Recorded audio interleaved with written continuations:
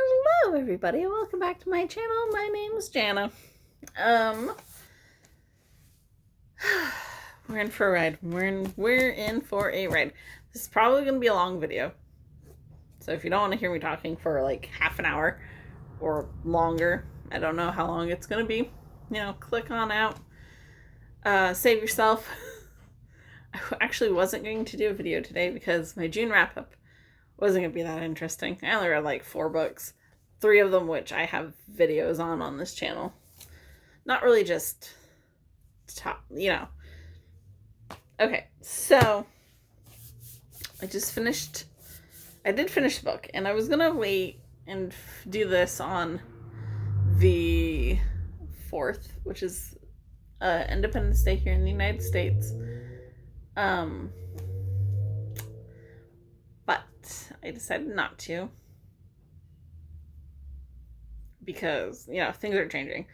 Like, things, originally, I thought I had no plans. And I was like, oh, come over. Your brother, his girlfriend, and the girls are going to be over. I'm like, okay, I'll come over. So today I'm making this video, and uploading it. So I finished the Alex and Eliza trilogy. I have things to say. Most of it not favorable to the trilogy. If you don't want to, again, if you don't want to be spoiled, because I am going to be talking about spoilers in historical fiction. But you're free to leave. If you really want to hear what I think about these books, you can stay. I'm not really going to talk in depth about these two, mainly because I don't feel like rereading them. And yeah, I just don't feel like rereading them. But, I'm talking about, the things that I remember. This one. Oh, boy. I have things to say. Each of these is a different thing I have to say, and we're going to go through them. Yeah. So the first one, I'm mostly fine with. I think I gave it 3 stars, mainly because the ending, and we will talk about that. So there's 2 things I didn't really have a problem with this book. I thought it was okay. Some people, their complaint is that Alex and Eliza didn't spend enough time together. That's actually historically accurate. They didn't spend a lot of their courtship together. They did spend some time, but not a lot of it, because they were in the middle of a war here. The first one, I don't need to mark because I know what it is.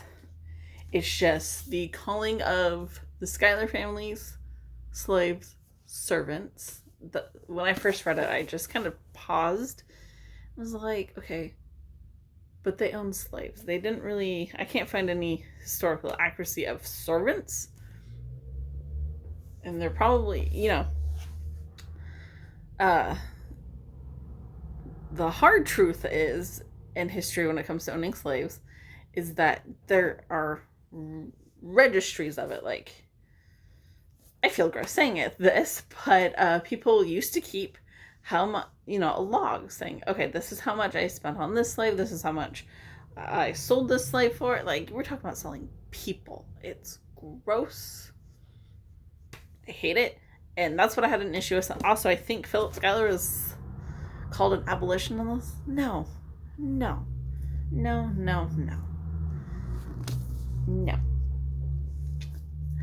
You're not an abolitionist if you keep slaves. Or, and then people call him Hamilton an abolitionist. No, he actually purchased slaves and sold slaves on behalf of his in-laws. So there's that. And moving on from that, we have an issue. So there's a warning of triggering topics coming up right here. But so there's a secondary person in this book who's also interested in Eliza. Okay, again, I wouldn't have an issue with this because I could write it off as, okay, taking liberties in historical fiction, fine. We're fine with that. The musical Hamilton itself is mostly, taking liberties. this was like, okay, it's another person interested in Eliza. Okay, sure. But the ending implies sexual assault. Not that she was assaulted, but almost. Like the person was going to. I don't remember because I hated it. I like almost threw the book across the room because I was like, ah! I was like, no, get away from me. But yeah. So there's that. Those are like the top. Again, I gave it 3 stars mainly because of the ending. And I was like, okay, you can get chucked to the other side of the room and give 3 stars. That's the first book. And what I remember, again, I'm not rereading it because I really don't care to reread it. Just, if I, So the second book, Love and War. Oh, it takes place after the war was ending. And in this one, it's like, oh, well, it was mainly... So, in history, the Hamiltons' first child was born in 1782. And Melissa de la Cruz didn't want to do that. Okay, she wanted to do her own thing and just write about a newlywed couple. It's like, okay. And so she's postponing that, but also it ties into the third book. Writing, again, trigger for sensitive topics, like the issue of infertility and not being able to get pregnant soon enough, which is a real issue people have, that they have today. But my one issue was that wasn't her particular story. Her particular story was, she was very fertile because she had 8 kids. But then another thing is in this book. I have it marked, I believe. Let me check if this is... Yes. So, this another issue I have with this book. There is a moment in history for Peggy Schuyler that I just like to give her own. It's based on a lot of hearsay, but I like it a lot that I have to give it to her. So, like, half this book takes place during the war still, and, like, the other half doesn't. Like, they're getting their life started in New York. So, the story goes that there was, a group of soldiers coming to, British soldiers coming to the Schuyler mansion, and... they all head up to the top room of the house and, stay quiet, blah. But then they realize that the youngest, the baby, is downstairs still. And, the boys are still boys. They're like 12. And, what was I going to say? Sorry, I have it here in my head. And, well... the baby's still downstairs and sleeping in its crib in like the parlor or whatever room. And well, Eliza and Angelica can't go and get it because they're both pregnant at this time. And of course, Catherine Schuyler, their mother, also didn't... I can't remember if she was pregnant or, of course she just, she would have been recognizable. So Peggy goes down there and gets the baby. And like, pretty much not takes on, but basically acts like she's not related, like she's a servant. It's actually a very brave and very cool moment that I just liked. But in here, they add Eliza to it, which, like, no, just let Peggy have her moment, please. Because it's so cool, and I love that moment. But again, and then it's like, oh, we don't know if that's actually true or not. It's like, yeah, but why can't you just let Peggy have her moment? She deserves it. She's actually pretty cool. Peggy herself is actually pretty neat. Okay, so that's like, again, the most glaring issue that I have with that. This book. Oh, okay. Let's get into it. Da, da, da.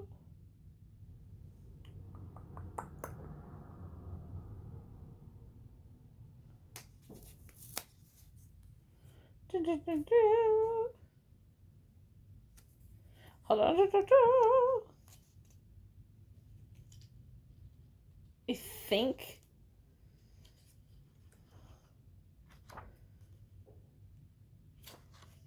Well, that's not really an issue. Okay, well. I don't know why that one was marked. That one wasn't really an issue. Oh, yeah, these two are almost pages away. Okay.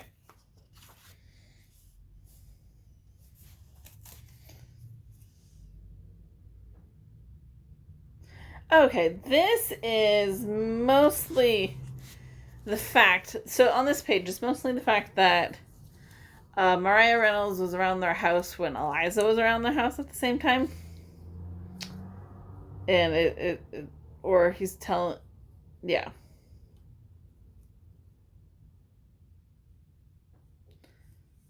No. Sorry. It, telling Eliza about Mrs. Reynolds at first, which could very well be true. But, it doesn't seem like it because, and I don't even think she was home at that time. I think she was actually visiting her parents. So there's that. That's another.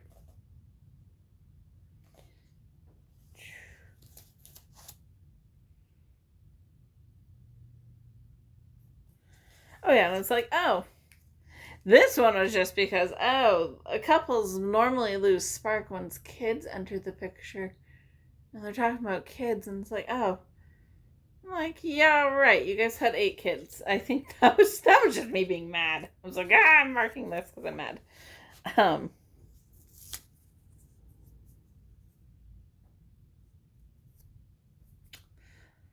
Okay, well, that was a line.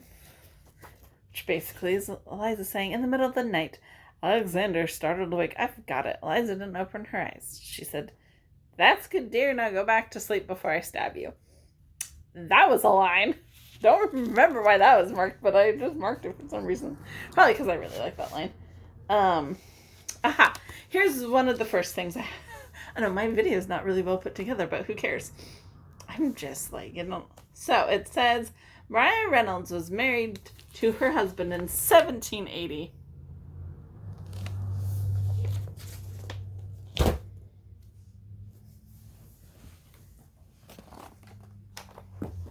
We're doing some math. Because I don't remember. There's a lot of issues with that. It said just 2 months after my 16th birthday. First of all,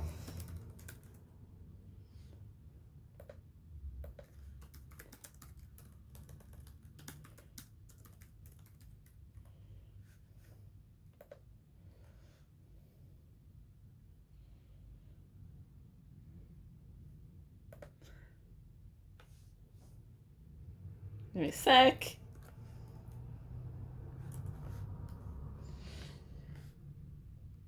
First of all, she married James Reynolds in 1783. I cannot remember the date, but it was not. She was 12, and she married him when she was 15. So there's that.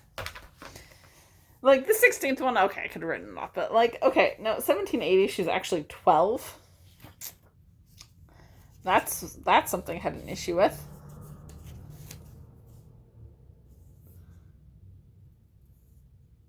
And then,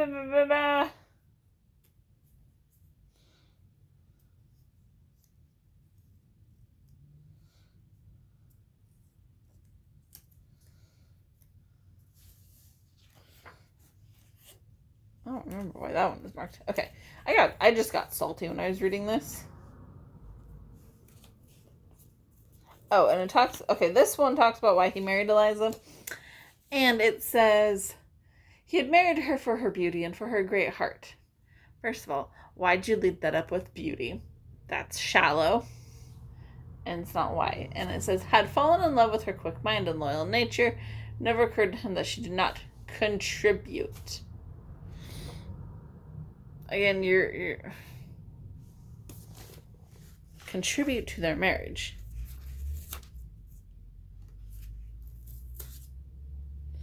And then this line says, Mrs. Reynolds, like my mother. No, I hadn't thought of it. Which there is some stipulation that people, sorry, my nose itches, think that because had an affair with Mariah Reynolds because she reminded him of his mother, which could be very well true, but I don't know why. So we're mentioning that. Okay. And then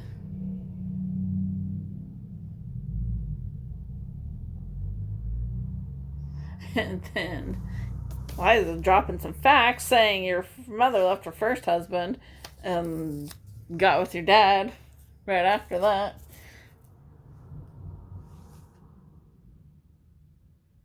And then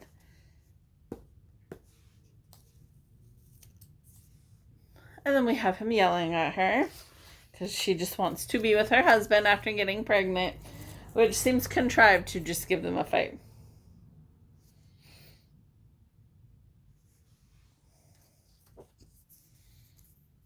Oh, this one was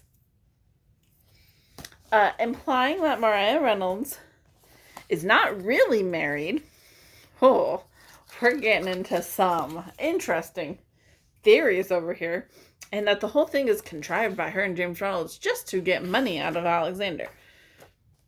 First of all, why? Second of all, why? Third of all, you're making a real woman who had her torment, but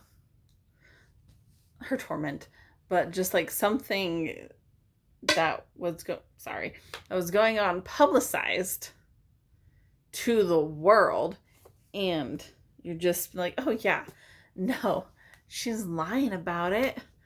Can't you see? She just wants money. And while he did actually give her money, he gave her like $30. Which was like what, $1,000, something like that today. Today's money. But it's like, okay, no, we're not taking someone who's actually probably had nothing to do with everything that's going on. And then this page talks about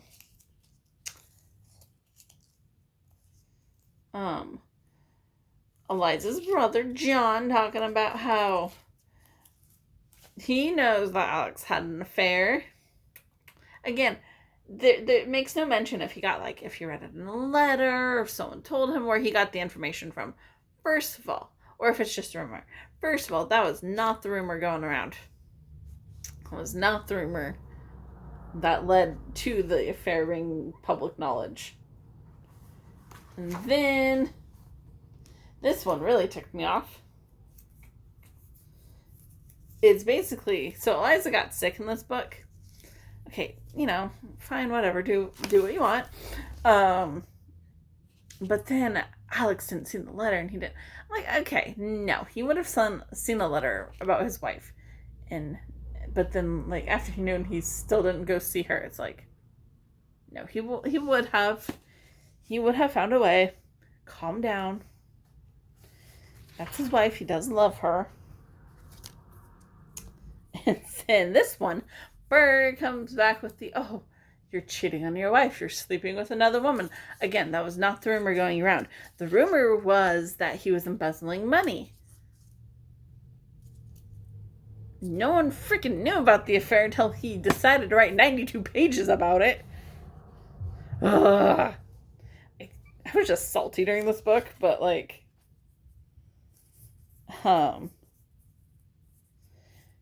and it talks about how Eliza knows about it and she's mad.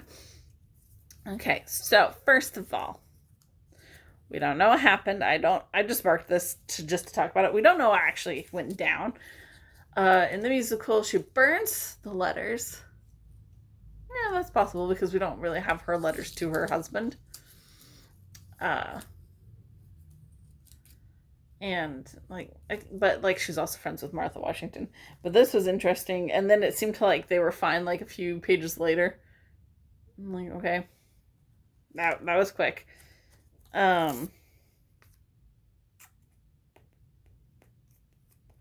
and I just have this one because it makes Stephen and Peggy's daughter older than the Hamilton's child. When that I was just like, okay, that was weird. I don't think I talked about everything I actually wanted to, but I think most of it was dates, and I just didn't remember or care to remember what was going on with on those pages. But again, it's not the most outlandish book, but if you're going to talk about something that has to do with an affair, especially in young adult novels, honestly, I think the ending was rushed in this book. It was rushed, and it was contrived, and it made a woman into a villain who's quite possibly not the villain and was forced into it by her husband. But surprisingly enough, this is not the most terrible book I've read about the affair. That goes to this little gem called Sharing Hamilton. It goes into the affair, and then it also there's a serial killer subplot. Why? I don't know. Let's get into some books that I actually will recommend before I recommend those. So, if you want just old stuffy, if you want historical fiction by writers who who actually tell more of, I don't want to say cohesive story, but more of a complete story and picture. Because then at the end it goes into, there's an epilogue in this, and it goes into Hamilton's death. I'm this could, if you don't want to write one novel, this could have been expanded into 4 or 5 novels instead of a trilogy. But, So some books that I recommend are I, Eliza, Hamilton by Susan Holloway Scott, My Dear Hamilton by Stephanie Dray and Laura Kamoe, and if you want a young adult one from another person's perspective, Hamilton and Peggy, which talks about their friendship, which I think is fun, and they were actually friends. Yes. And we're going to address another book that I just found out is coming out today. Let me pull it up, since I'm filming on my phone. Load! Obviously, I was just, really salty when I was reading those books. I was like, that's why I was, marking every page. I'm like, oh, I hate that. Now I'm I don't remember what I want to talk about. But, I'm just filming my thoughts on it. So, if you want to know my final ratings on the books, let's start with Alex and Eliza. Because I think that's 3 stars. Alex and Eliza. And then we'll get into the last book I want to talk about. So my final rating for this... Oh, I rated it 2 stars. Oh, that was because of the ending. Yeah, that was just because of the ending. I think my rating has simmered down a little bit. Love and Noir is, I believe, 3 stars. I hated this book less. I hated the ending less than the third. I mean, yeah, that's 3 stars. Less than the first. I think I'm going to rate this one probably 3-ish. I mean, yeah. Again, it's not the most outlandish book I've read. That is this. And, okay. So, and, because I am such a nerd and I did not know this book was coming out, and I'm so I just heard about this book. So there's a book coming out tomorrow when I'm filming this. It will probably already be out by the time anyone sees this. So the book that I'm really excited about Hamilton, is called Duty and Inclination by Rebecca DuPont. There's a reason why I'm so excited for it. So we know their story. Obviously we know their story. But there's another story about Hamilton and romance that we don't know, but like it's not openly talked about. It's his possible romance with a fellow aide-de-camp to George Washington, John Lawrence. I'm thinking, oh, but weren't they just friends? No. And that's why I'm so excited for this book. First of all, Rebecca DuPont writes fan fiction, and like I've read some of her fan fiction. Like chef's kiss. She's such an amazing writer. But I'm so excited for this book. I'm gonna read that just because and I need to tell people about it. So it says, during the height of the American Revolution, young men Alexander Hamilton and John Lawrence meet in the service of General George Washington. The two men became aides-de-camp, working alongside General Washington and his staff to manage the correspondence, intelligence, and secrets needed to propel a ragtag army through a war with the greatest power on earth. Hamilton and Lawrence quickly form a friendship, sharing similar ideas against slavery and a desire for glory in the battlefield. Yet they discover a passion for each other beyond their paperwork and swords. But when war calls Lawrence south, Hamilton learns of a wife left in England. The differing priorities and values between the two men begin to reveal themselves, causing them both to question what their love and future can be. Based on true events and personal... If you've never read their letters to one another, that we still have, because we are missing some, and that's a fact. Like, read their letters, first of all. Duty and Inclination follows the romantic relationship between two men during one of the pivotal moments in American history who will leave their mark on the future,